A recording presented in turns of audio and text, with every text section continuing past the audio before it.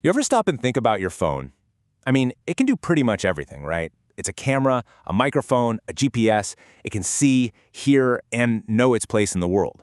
But there's one thing it can't do. It can't smell. Isn't that weird? Cameras and microphones are in everything, but our sense of smell has been stubbornly analog, kind of trapped in the biological world. So let's get into why our most powerful devices are still nose-blind, and how a wild fusion of biology and technology is about to change everything. You'd think it would be simple, you know? Just build a sensor that detects chemicals in the air. Easy.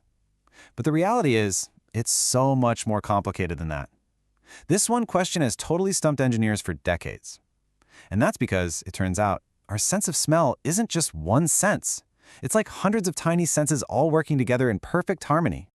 And this right here, this really nails the core of the problem. A smell isn't just a single thing. It's a complex scent cocktail, right? It's made of hundreds of different molecules. And it's not just which molecules are floating around, it's their exact proportions that create a totally unique scent. Okay, so to really get why machines have such a hard time, we first have to give some serious credit to the absolute masterpiece of engineering we all carry around on our faces every single day, the human nose. This is where that whole cocktail idea gets really cool. So think about a strawberry and a tomato. You would never, ever confuse the two, right? But chemically, they actually share a shocking number of the exact same aroma molecules. The only reason we smell one as sweet and fruity and the other as, earthy and acidic is because of the different proportions of those same molecules. So how in the world does our nose decode these super complex recipes?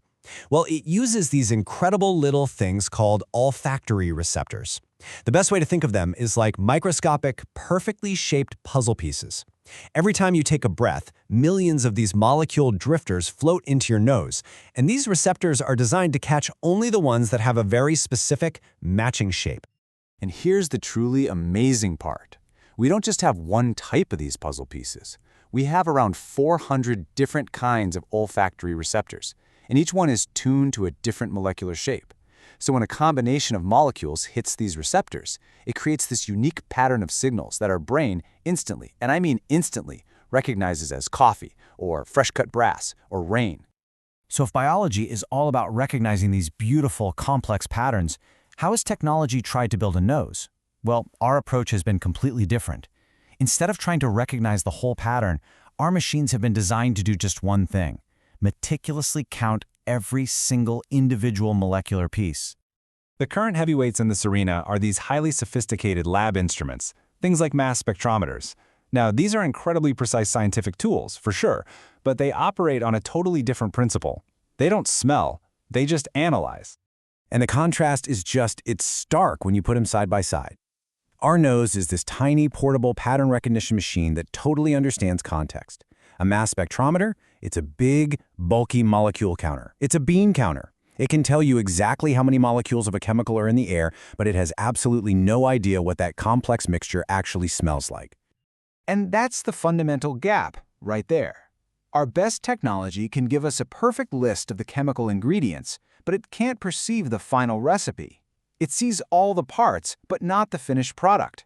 It can't tell the difference between a strawberry and a tomato, because it's not looking for the pattern, it's just counting the pieces.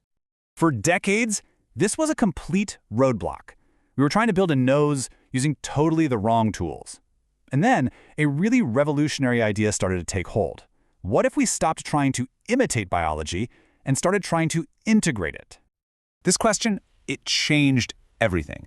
It kicked off a whole new field of science that basically said, look, if nature has already perfected the key components over millions of years of evolution, why don't we just use them? And this is the world of machine olfaction. It's not about building a nose from silicon and wires anymore. No, it's about taking the actual biological machinery, those amazing puzzle piece receptors we talked about, and plugging them directly into an electronic chip. It's a true biohybrid. And here's the breakdown of how it works. First, scientists isolate the actual olfactory receptors from mammalian cells. Step 2, they figure out how to keep these super delicate biological parts stable and mount them onto a sensor chip that can read their signals. And third, and this is the magic part, they use AI to learn the incredibly complex patterns that these receptors generate, finally teaching a machine to recognize a smell the exact same way our brain does. So, we've kind of cracked the how, but the real question is, what does this actually mean for us, for the world? Well, the applications are nothing short of revolutionary, and they start in one of the most important fields of all, our health.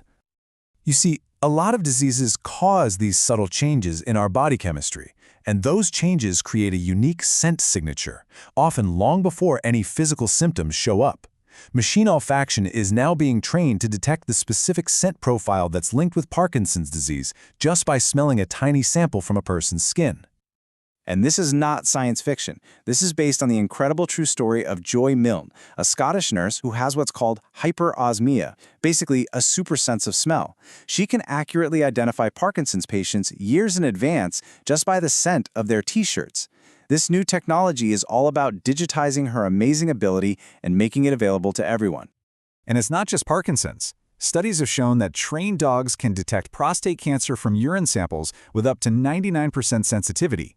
A biomachine nose, trained on these exact same scent signatures, could create a non-invasive early warning test from a single breath or urine sample. I mean, think of the lives that could save. The impact goes way beyond the doctor's office. Just imagine sensors that can instantly detect hidden explosives or pinpoint the source of pollution in a city. Or how about something that can tell you if the food in your fridge has gone bad without you even opening it? Or finding disaster victims buried under rubble by sniffing out their unique chemical signature. It's a game changer. We are right at the very beginning of a new sensory revolution. A world that can smell is a world that has access to an entirely new layer of information about, well, everything around us. Think about the journey of the camera, right? It went from this giant piece of scientific equipment to a tiny sensor in every single phone. Machine olfaction is on the exact same path. What starts in a lab will inevitably shrink down and find its way into our homes, our cars, and, yeah, our pockets. And this isn't some distant, far-off future. The economic shift is already happening. The market for this technology is valued at nearly $30 billion in 2025 and is projected to more than double to over $76 billion by 2032. This isn't just a new gadget, it's the birth of a massive new global industry. But with this new power comes some profound new questions. See, unlike a photo or a recording, a scent signature is something we give off involuntarily. This technology can passively read our most intimate biochemical data from the very air we breathe out, revealing our health, what we've eaten, or even just the fact that we were in a room. So, as we stand right on the verge of digitizing our oldest and most mysterious scents, we have to ask a really crucial question. In a future where the air itself can tell our stories without our consent, who gets to own your scent?